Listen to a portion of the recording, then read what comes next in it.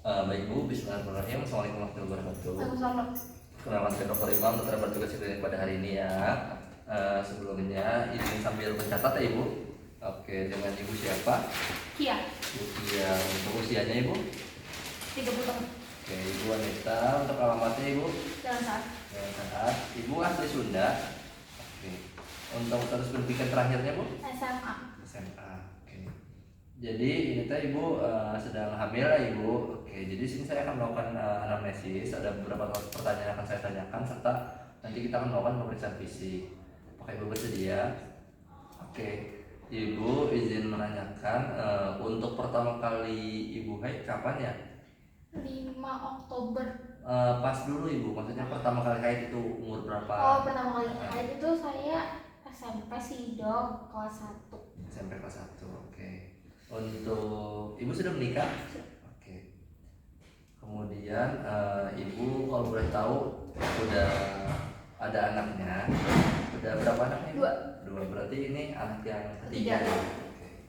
Sebelumnya Ibu untuk menstruasinya normal. Normal. Siklusnya berarti 28 hari. Iya. Oke. Kalau untuk jumlahnya normal aja. Reguler ya Ibu, berarti tiap bulan terus-terus. Kemudian untuk hari pertama hari terakhirnya kapan ya Ibu?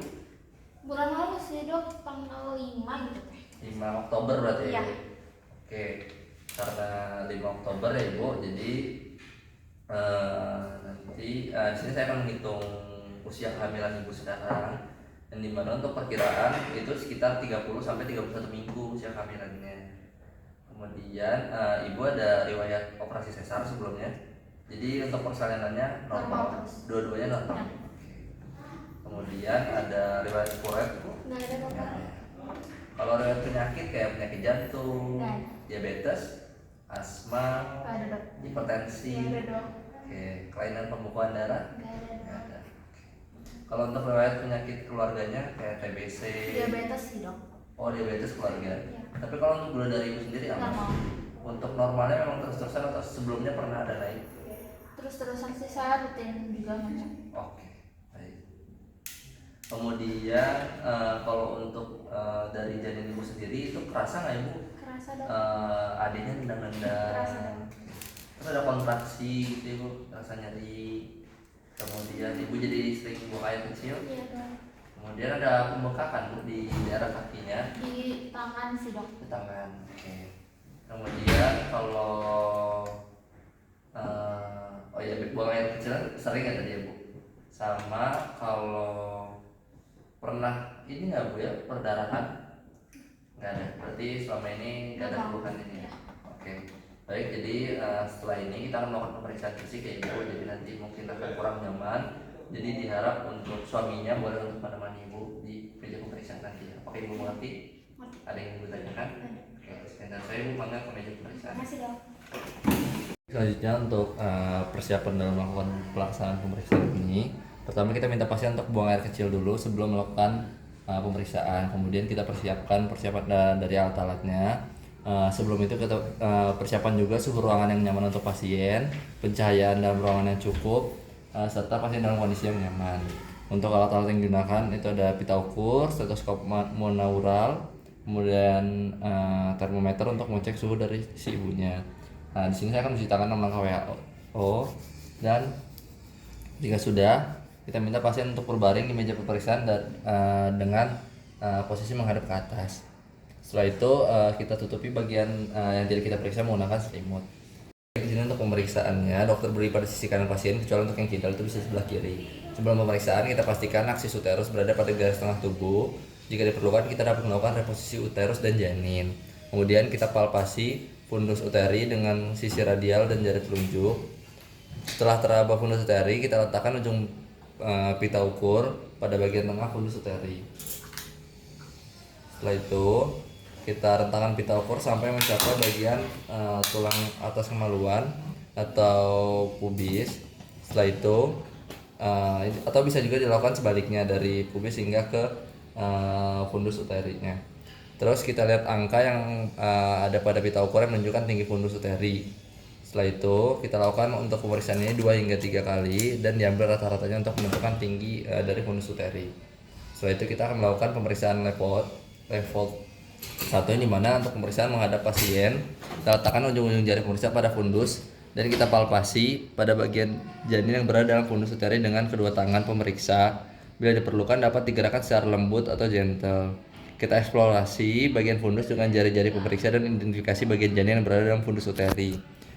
Untuk bokong akan teraba massa besar dan lunak, kepala terasa massa bulat, keras dan dapat digerakkan dengan mudah. Selanjutnya, kita akan melakukan level 2 yang dimana kedua telapak tangan pemeriksa dan menendangkan ke kedua sisi lateral uterus. Kemudian kita lakukan palpasi dengan jari-jari untuk menentukan bagian janin yang berada pada masing-masing sisi uterus.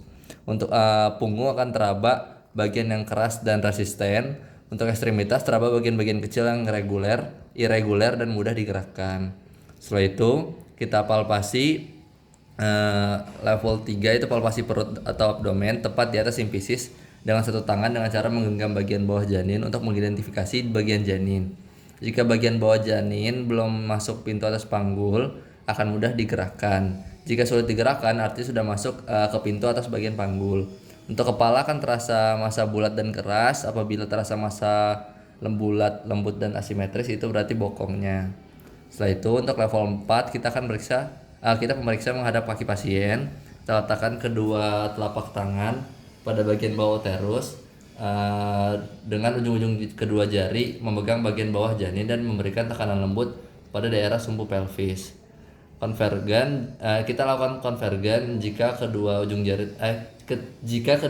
jari tangan dapat bertemu, artinya bagian bawah janin belum masuk atas panggul atau konvergen. Jika H2 sampai H3 bagian bawah janin sudah masuk pintu atas panggul itu sejajar, dan jika kedua ujung jari tidak dapat bertemu artinya bagian bawah janin sudah masuk pintu atas panggul atau divergen. Setelah kita lakukan palpasi, kita akan melakukan auskultasi yang dimana alat yang digunakan adalah stetoskop monaural. Kita akan menggunakan tangan yang tidak dominan untuk mengambil stetoskop dan letakkan pada bagian dasar punggung janin yang dimana sudah kita ketahui di mana tadinya. Setelah itu kita dekatkan telinga pemeriksa pada bagian fon dan kita dengarkan denyut jantung dari si janin. Setelah itu kita bandingkan dengan mempalpasi dari denyut tadi si ibu. Jika denyut jantung janin tidak terdengar, kita bisa pindahkan stetoskopnya ke bagian dinding abdomen ibu yang lebih tipis, yaitu sekitar 3 cm di bawah umbilikus ibu, yang dimana biasanya untuk pasien yang terlalu gemuk. Kemudian kita hitung frekuensi DJJ tiap 5 detik. Jadi misalkan apabila dia normal dan terdengar, kita hitung di 5 detik pertama misalkan ada 11 kali denyut, kemudian kita istirahatkan 5 detik. Setelah itu kita periksa lagi 5 detik ketiga didapati 12 detik dan kita istirahatkan kembali. Kemudian di 5 detik kelima kita periksa dan didapatkan 12. Jadi itu akan ditambahkan, dijumlahkan, kemudian kita kalikan 4 untuk memperoleh hasil detak jantung janin per menit. Setelah itu alat-alatnya untuk pemeriksaan sudah selesai, kita letakkan kembali alat-alat yang telah digunakan. Punten ibu, untuk prosedur pemeriksaannya sudah selesai. Ibu boleh kembali untuk menggunakan pakaiannya dan mohon ke meja pemeriksaan, ke meja anamnesis. Alhamdulillah untuk pemeriksaan kali ini setelah selesai. Sekian dari saya. Alhamdulillah. Assalamualaikum warahmatullahi wabarakatuh.